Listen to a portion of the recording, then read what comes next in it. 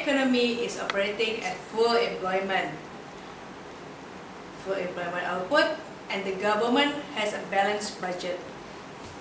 A drop in consumer confidence reduces consumption spending, forcing the economy to enter a recession. Question number 8. Now we have to using a correct label graph again of the short-run Phillips curve to show the effect of the decrease in consumption spending, where the label shows that the initial position A and the new position is in B. From the graph behind me, we can see how the graph moves. In economics, the Phillips curve is a historical inverse relationship between the rate of unemployment and the rate of inflation. Stated simply, the lower of the employment in economy, the higher rate of inflation. As inflation goes up, unemployment goes down, and vice versa. Continue to the next question.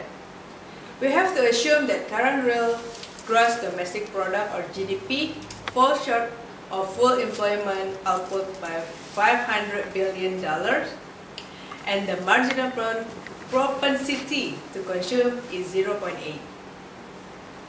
Now we have to calculate the minimum increase in government spending that could bring about full employment. The answer is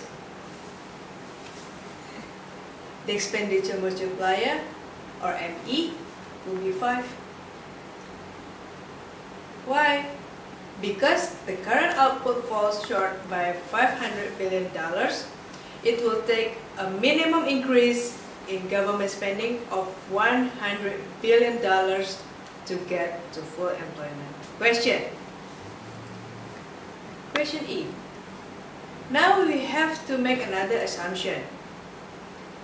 We assume that now, instead of increasing government spending, now the government has to decide to reduce personal income taxes. Will the reduction in personal income taxes required to achieve full employment be larger or smaller than the government spending change? What in you calculate before in part C? What happened?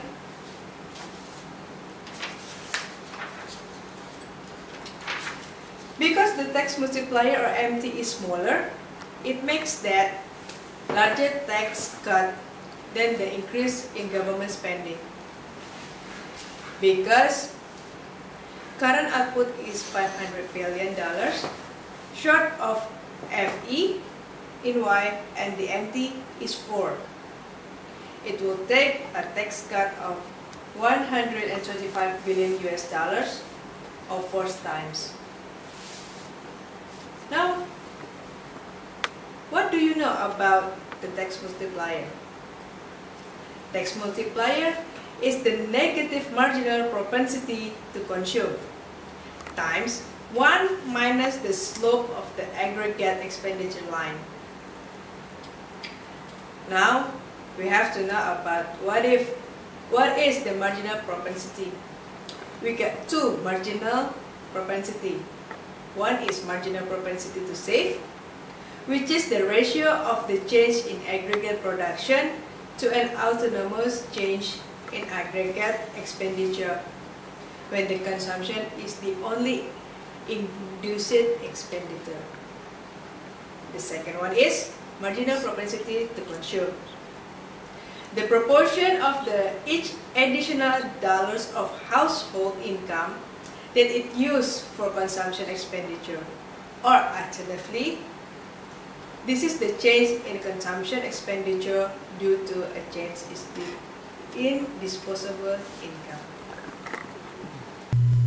Question F. Using a correctly labeled graph on the loan label funds market, show the impact of the increased government spending on the real interest rate in the economy. As we can see the graph in front of you, the loanable funds graph consists of the x-axis label with the real interest rate in percentage, and the y-axis labeled with the quantity of loanable funds. The demand curve represents the borrowers, and the supply curve represents the lenders. Point E1 shows the equilibrium in loanable funds market, which is the real interest rate is 6%, and quantity of loanable fund is F1. If an economy faces a recession, the government will increase government spending and reduce tax. When spending exceeds tax receipt, government balanced budget becomes deficit. Thus, government needs to borrow from lenders. The government demand of loanable funds, shifting the demand curve to the right, and point E1 moves to point E2, makes the real interest rate higher, and quantity of loanable funds increase.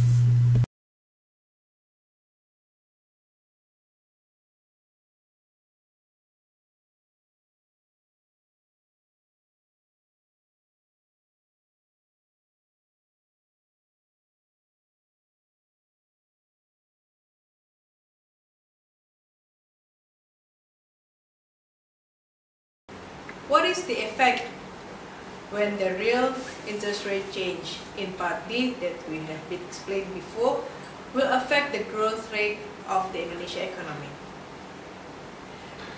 The answer is the increase in real interest rate will decrease real level graph, decreasing capital stock.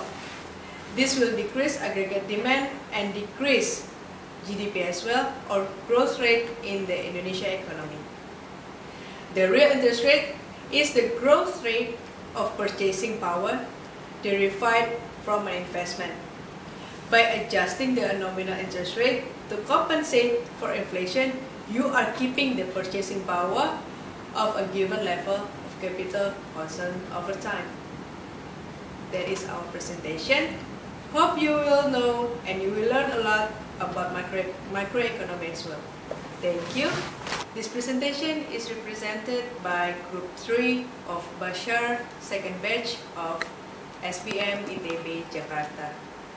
The member of this group in alphabetically order is Andenko Utama, Muhammad Nur Hadi, Murti Kusuma Dewi, and Vera Florida.